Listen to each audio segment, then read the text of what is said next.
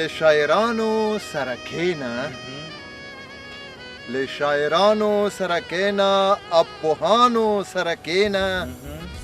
ته متقیانو سره کښېنه د عالمانو سره کښېنه د عالمانو ناسته قدر زیاتوینه د ملي راډیو تلویزیون قدرمنونکو سلام په دې هیله چې ښه صحت ولرئ خوشحاله وئ دا دی د خواږو او ترخو خپرونو وخت راورسېدو زه او زما ګران همکار همدا ډول کامرامین ستاسو په درنه حضور کې حاضر شوي یو غواړو چې په دې خپرونه کې ډېر ښکلي او په زړه پورې مطلب قدرمنو دوستانو ته چمتو کړو قدرمنو دوستانو د ما سلامونه او نیکې هیلې هم ومنئ هیله من زما ترتیب زما د خپلو کورنیو دوستانو سره روغ جوړ او سوکاله اوسېدلی یاستئ دوستانو لکه څرنګه چې زما ګران همکار رحمت الله خوستي ویل لکه نوره خپرونه غوندې موږ په دې خپرونه کې ډېر ښکلي او په زړه پورې مطالب را چمتو کړي دي نو دوستانو د خپرونې تر وروستۍ شېبو پورې د خواږه او ترخه د خپرونې سره اوسئ بله قدرمنونکو نو خپرونه پیل کوو که ستا خوښه وي ستا اجازه وي هغه المپو صاحب د مخکې راته ویل چې ما ولیدو یې خواته روان و نو ځای راته وښیه که ستا خوښه وي زه به ورشم قدرمنو دوستانو زه د خپل ګران همکار نه یوه پوښتنه کوم چې دی ولې دونه د المپو صاحب علاقمند ده ډېر دې خوښېږي دغه المپو صاحب هره خپرونه کې لومړی مطلب قدرمنو دوستانو ته عالمانه خبرې ډالۍ کوي داسې ده چې دا د عالمانه خبرې چې دي که نه دا د کاڼي کرښې او د لیدونکو لپاره هم یو څه ضرورت دی چې باید واوري غوږ ورته ونیسي په ذهن کې کېنوي او په هغې باندې بیا عمل وکړي صحیح خبره ده قدرمنو دوستانو د ما ګران همکار به لاړ سي المپو صاحب سره به تاسو ته مخکې خپرونه وړاندې کړي او زه به د قاسم جان سره د کامرې شاته اوسېږم نو دوستانو په ګډه سره به دغه مطلب وګورو بیا هم د خواږه او ترخه له خپرونې سره اوسئ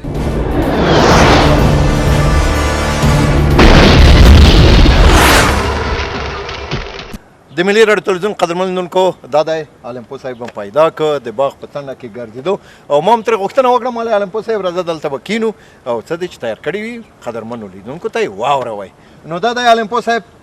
په خیر راغلی ستړی مه شئ استاد صاحب څنګه یې جوړ یې په خیر دا د خپرونې ورځ چې شي ما پسې ګرځې او ما پیدا کوي او نوره ورځ ورک کې هېڅ به خدای که درک دی مي چې د المپو صاحب مریض ده جوړ ده داسې ده که نه المپو صاحب چې د نن ورځې یارانه چې ده دوستي چې ده ټول په مطلب پورې ده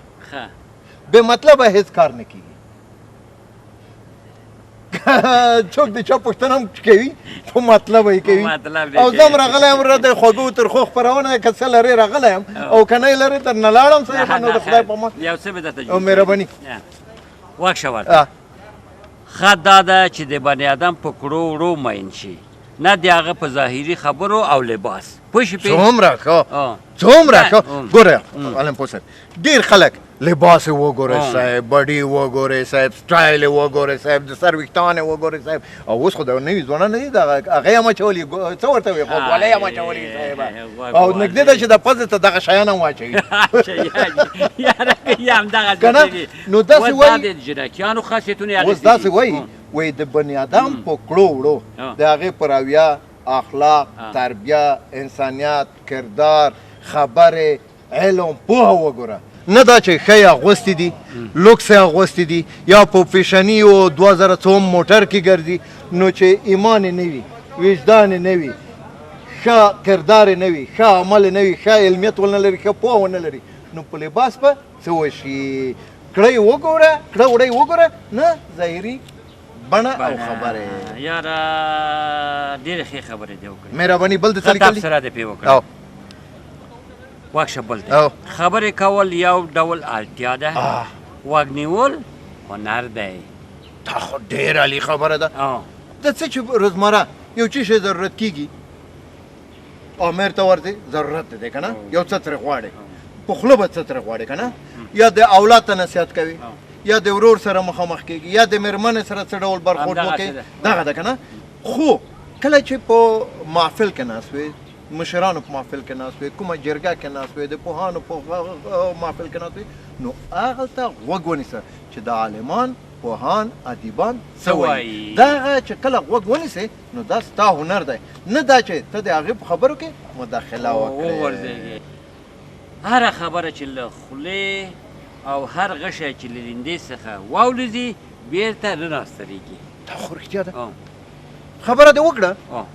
که ښه خبره دې وکړه خو خلک به دې په ښه یاد کړي او که بده خبره دې وکړه څوک دې تهدید کړ چا ته چټیات ویل چا ته دې کنځلې وکړې نو هغه سړی دې خفه دې کړه ازرده دې کړه هغې زړه درنه بد شو نو دا خبره که ته څومره بیا ترمیموې دا خبره بیرته نه راځي او لنده هم غشم چې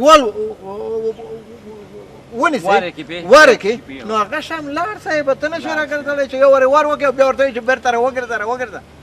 خبره او غشه دا بیرته نه راګرځي نو که غشه هم واروې باید وګورې چې کوم ځای هدف دې څه شی دی او خبره هم چې کوې په دې خبره کې څه غواړې څه نغښتي دي ولې یې کوې د چا لپاره یې کوې او په خبره کې څه غواړې مګر بعضې کسان شته که نه ګوره یو چا پسې دوه نفره کښېني یو د چا غیبت کوي چا پسې خبرې کوي که مګر هماغه خبره هغه سړي ته رسېږي ګوره خبره خو د دې سړي د خولې نه ووته که نه مګر هغه بل خفه کېږي مګر چې یو چا سره کښېني هېڅ وخت د چا غیبت خو ګوره دا غیبت حدیث مبارک دی وایي دغونه ګناه لري لکه د یو انسان غوښې چې وخوري یا دا چې یو ماشوم چې تی روي شیدې ورکوي مور او هغه ماشوم سر پرې کوي دغونه ګناه لري نو موږ د ټول مسلمانان ټول انسانان د الله رب العزت د غیبت نه وساتي راځئ د غیبت منع دی په اسلام کې هېڅکله غیبت په او ډېر بیا داسې دي چې خبره کوي وایي فلانی دغه ځای واوره دا غیبت دی وایي نه دا خو په کې کېدي غیبت نه دی خو دا غیبت دی چې ته یې کوي که په کېندي مې کوه د هغې شي په هکله خبرې وکړه چې پرې پوهېږي او که نه پټه خوله ښه ده چې کېنې خبره ونه کړي ګوره زه خپله د تمثیل سره د هنر سره د سینما سره تیاتر سره مینه لرم په دې اړه که زه دوه درې خبرې وکوم له څه معلومات لرم نو که یې چېرته ډاکټران ناست وي انجینران ناست وي کامرامینان ناست وي د زراعت پوهان ناست وي نو زه په زراعت باندې څه پوهېږم په طب باندې څه پوهېږم چې زه وغېږم نو ښه دغه ده چې زه خپل مسلک په اړه که چېرې کې خبره وی کم او که نه چوپه خوله چې کښېنم دا بهتره ده مګر ګوره ځای وینه خبرې دې کوه آفرین د هر مجلس کې چې ګورې چې دا څه رقم خلک دي څه رقم کسان ناست دي هماغسې خبرې ډېر عالي که دې څه شی زده نه پټه خوله کښېنه هېڅ خبرې مه کوه بس خو همدا خبره ده که نه نو عالم پوه صاحب ډېره مننه قدرمن لیدونکو دا وې د عالم پوه صاحب هغه عالمانه خبرې چې د تیارې کړې وي په دې هیله چې ستاسو د خوښۍ او پند عبرت وړ ګرځېدلی وي نو زه هم د ده څخه رخصتېږم ډېره مننه صاحب ډېره مننه صاحب ځم چې هلته جاوید هوتک راته انتظار ده مهرباني په مخه دی ښه ډېرو درنو لیدونکو بیا هم د خواږه او ترخه خپرونې ته ښه راغلاست ډېرې په زړه پورې او له پند نه ډکې عالمانه خبرې د ما ګران همکارانو تاسو ته در ډالۍ کړې هیله یم چې خوند مو ترې اخیستی وي ښه ګران همکاره کتاب د لاس کې ځای لنډۍ لرې که ټوکه غوږ ونیسه یو دوه ټپیزې دي وایي په عاشقانو باندې پام کړه ور باندې هر وخت سلام کړه خیر د قربان د شم ناکام کړه یا د لبان راته انعام کړه یا مې په دار کړه چې د خلاص له غمه شمه ډېره په زړه پورې ټپیزه وه ګران همکاره د بله هم واورله وایي په انتظار به څو کال وي په انتظار به څو کال وي بلتون به جوړ ورته دیوال وي بس ارمنجن به د شین خال وي خدای د هغو به څه حال وي چې په تصویر د جنان مینه ماتوي نه ګران همکاره د مینې د یاده کړه ما ته ځینې یوه ټوکه راپه مهرباني وایي یو نفر نه یې پوښتنه وکړه په ژوند کې د له ټولو نه غټه هیله څه شی ده چې هغه درته ترسره کړي نو دې سړي ویل وایي یو کاشکې یو دغونه غټ نوکیا موبایل الله دا په څه کې ګرځاو د ملګري ترې پوښتنه وکړه وایي دومره غټ تلیفون څه کوې وایي دا نوکیا موبایل کې کله چې ولګوې که نه د لاسونه سره یو ځای کېږي وایي دا موبایل غټ یې غواړم دوی څېرې م وګورم چې د لاسونه سره ورکېږي دوی څېرې سره ډېره مننه جاوید جانه راځو قدرمنو لیدونکو د خپرونې په دې برخه کې یو ښکلی طنزیه شعر لرو شعر ده طنزیه شعر لرو راځئ چې په ګډه یې وګورو او خوند ترې واخلو دوستانو بیا هم د خواږه او ترخه له خپرونې سره اوسئ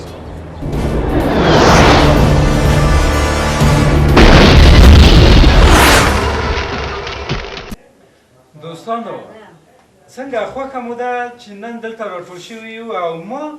یو طنزي شعر راوړی ده او هغه زه غواړم په ترنم کې ووایم خوښه مو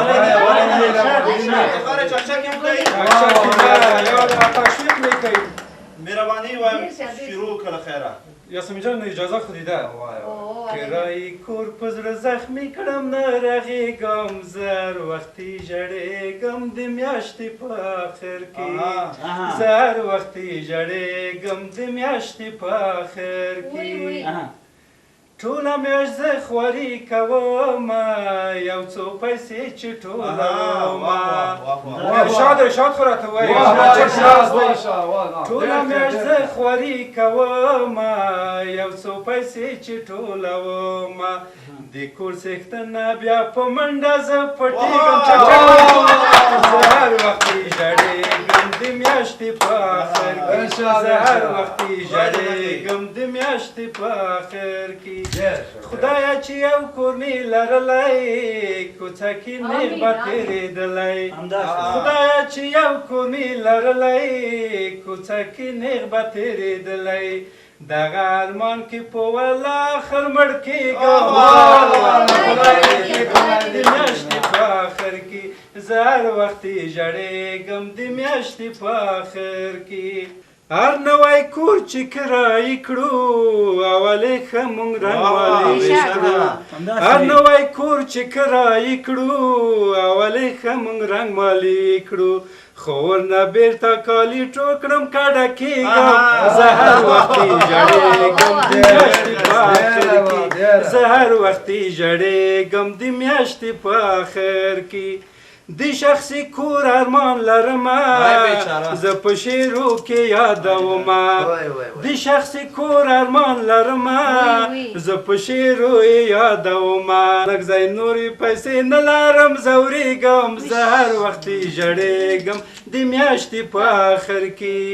کرایي کور په زړه زخمي کړم نه رغېږم زه هر وختي ژړېږم د میاشتې په آخر کې زه هر وختي ژړېږم د میاشتې په آخر کې ډېر ښه ډېر ښه هېڅ ځای ورته کومک وکړه ورکړه پیسې ورکړه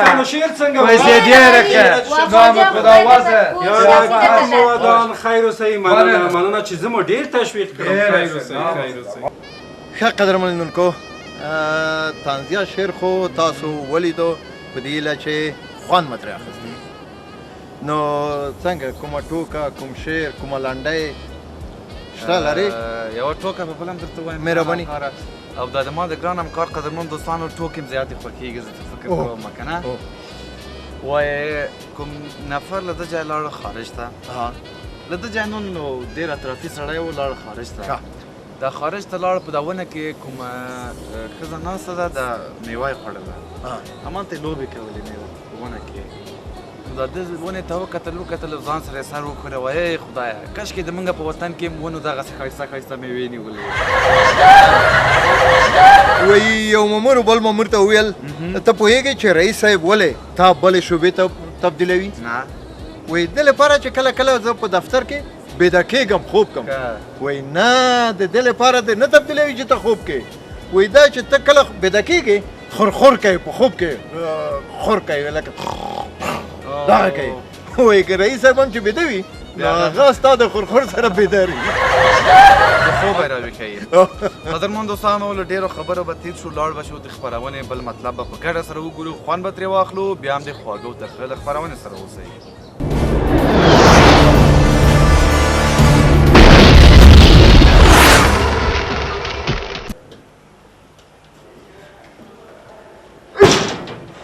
السلام علیکم رئیس صاحب ستړي مه شئ صاحب دفتر مې صاحب پاک کړی ده خیر خو زه به همدا کښېنم صاحب وایي دا وینم په دې چوکۍ کې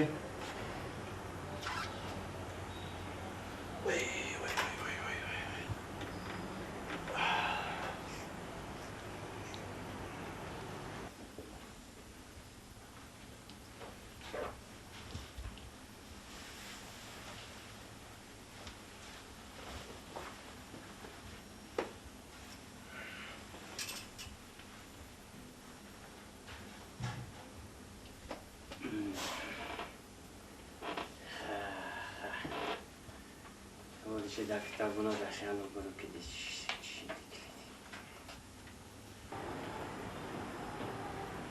ورور السلام علیکم. وعلیکم ستړی مسی. جوړې خیر. سیادت دې بخیر. بخیر. شکر. خیرتي خدای ان شاء الله. او خیرت د رئیس صاحب دفتر د خواته ده که دلته؟ صاحب د رئیس صاحب دفتر همدلته ده.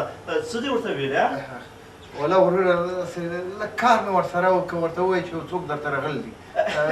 دا به ستا مهرباني ولې دې صحتمند ورته وایم صاحب زموږ رئیس خو ډېر کارګر کارپوه صداقتکار او ډېر ښه سړی دی څه صاحب څه کار ورسره لرې هسې ورور لږ کار مې ورسره وکړ ورته ووایه چې یو څوک راغلی دی در سره کار لري دا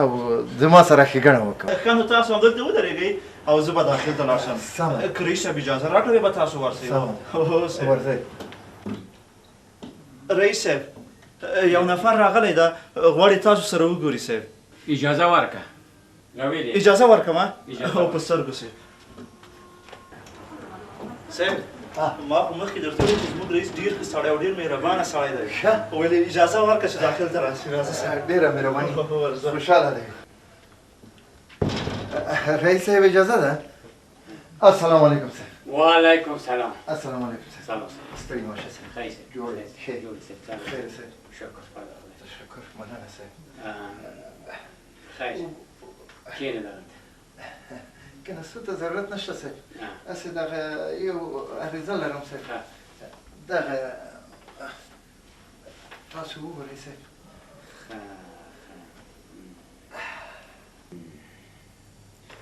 ښه کاری تجربه هم لري زده کړې دې م کړي دي پوهه هم یې په ډېرو ریاستخانو کې دې م کار کړی دی همدغسې ده اوس غواړې چې دلته کار وکړې هو صاحب ما په ډېرو ادارو کې کار کړی صاحب تقریبا داسې وویله چې د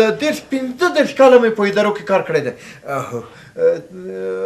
کاري تجربه مې هم ډېره ده صاحب زده کړې خو شکر الحمدلله داسې نیمه لیسانس یم صاحب غواړم چې که تاسو لطف وکوئ صاحب مهربانه شئ راباندې او امر راکړئ صاحب غواړم چې ستاسو په اداره کې په اصطلاح داسې د خلکو نوکر خادم مقرر شم صاحب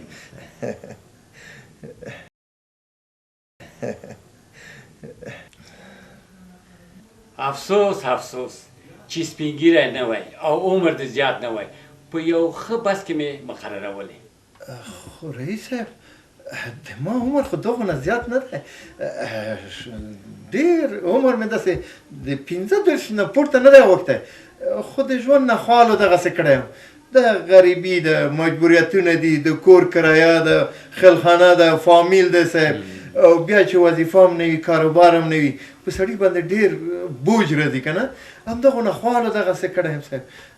که نه عمر مې زیات نه دی صاحب که تاسو لطف وکوئ صاحب انشاءالله چې تاسو بېغمه ګرځئ زه به ډېر ښه کارونه وکوم صاحب هو په کار ډېر پوهېږم صاحب ګوره ډېر ښه سړی کارکونه مې زده کړه هم لري تجربه هم لري مګر ارمان اوس وخت د ځوانانو ده چې ماستري ولري پوهنتون یې ویلی په انګلیسي بلدیت ولري په کمپیوټر په ټایپینګ دغسې شیان چې زده ولري په دوی کې مهارت ولري هغه کسان باید اوس مقرر شي او خلکو او وطن ته خدمت وکړي نه تا غوندې کسان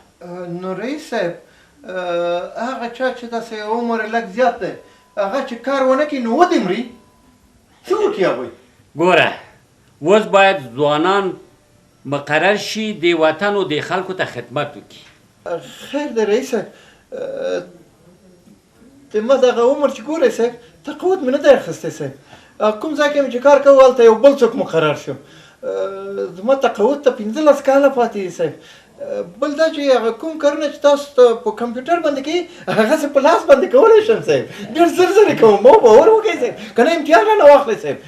زه ډېر تکړه یم په اداري کارونو کې هو صاحب تاسو مه وارخطا کېږئ پوه شوئ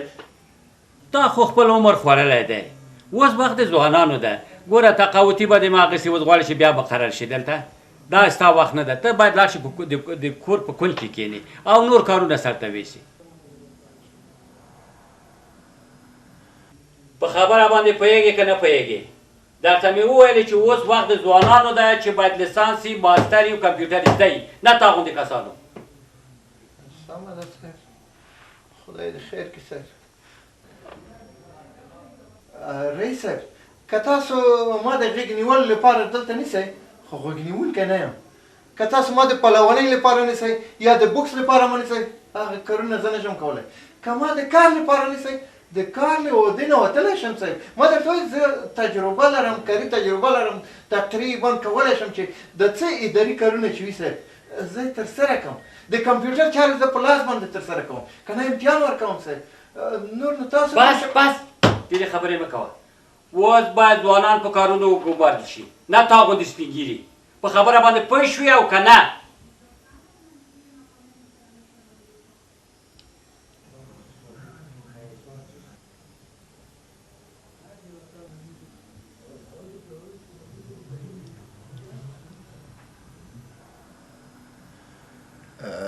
خو رئیس صاحب ستا عمر خو د ما نه ډېر زیات دی څه شی هسې مالې د تا عمر خو د ما نه ډېر زیات دی بیا ته څنګه دلته کار کوې درنو لیدونکو بیا هم د خواږه او ترخه خپرونې ته ښه راغلاست ګران همکاره څنګه و دا مطلب دې خوښ شه او که نه او ډېر ښکلې او په زړه پورې تمثیلي پرچا په دې هیله چې د دوستانو د خوښۍ وړ ګرځېدلې وي